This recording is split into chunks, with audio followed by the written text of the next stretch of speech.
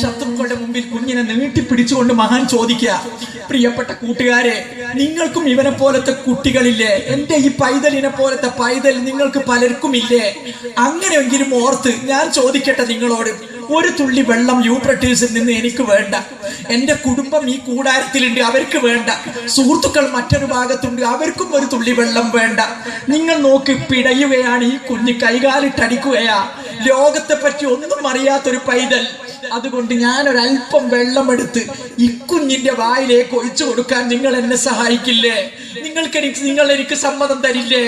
നിങ്ങൾ നോക്ക് എന്ന് പറഞ്ഞ് ആ കുഞ്ഞിനെ അങ്ങോട്ട് നീട്ടിപ്പിടിച്ച് ഒരു തുള്ളി വെള്ളത്തിന് വേണ്ടി യാചിച്ചപ്പോ പട്ടാളത്തലവൻ അംർ ഒരു കൂരമ്പെടുത്ത് അതിന്റെ വില്ലിൽ അങ്ങോട്ട് വെച്ച് അതിന്റെ റെഡിക്ക് അങ്ങ് ഇമാമിന്റെ നേരെ ആ വില്ല് ചൂണ്ടി നിർത്തി ഉന്നം പിഴക്കാത്ത രൂപത്തിൽ നിമിഷങ്ങൾക്കകം പ്രിയപ്പെട്ടവരെ, മിന്നൽ പിണർ കണക്കെ ചീറിപ്പാഞ്ഞു വന്ന ആ കൂരമ്പ് ഈ കുഞ്ഞിന്റെ നെഞ്ചിൽ അങ്ങോട്ട് തുളഞ്ഞു കയറി ഒരറ്റം പുറത്തേക്ക് അങ്ങോട്ട് ചാടുന്ന ശക്തിയിൽ വന്ന ആ കൂരമ്പ് കാരണത്താൽ ബഹുമാനപ്പെട്ട ഇമാമിന്റെ പുന്നാര മകൻ രക്തത്തിൽ അങ്ങോട്ട് കുളിച്ച് ഇമാമാകെ ചോരയിൽ കുതിച്ച് പുന്നാര മകൻ എന്തോ ഒന്ന് വിളിച്ചു പറഞ്ഞോ, ഉപ്പ എന്ന് വിളിച്ചോ എന്നൊരു തോന്നൽ. പിന്നീട് കാണാൻ കഴിഞ്ഞത് രണ്ട് കണ്ണുകളതാ ഒരു സൈഡിലേക്ക് അങ്ങോട്ട് മറഞ്ഞു പോകുന്ന കാഴ്ചയാ.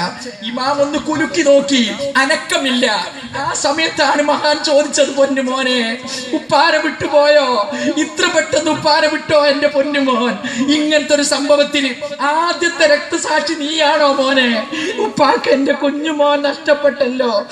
ആ കുഞ്ഞിനെ ചുംബിച്ച് നിറ കണ്ണുകളോട് കൂടി വാരിയെടുത്ത് രക്തത്തിൽ കുതിർന്ന കുഞ്ഞു വൈദ്യനുമായിട്ട് കൂടാരത്തിലേക്ക് ഇങ്ങോട്ട് കയറി വരുന്ന സന്ദർഭം ബഹുമാനപ്പെട്ട ഷഹർബാൻ ബീബി ബോധം കെട്ട് വീഴുകയാ.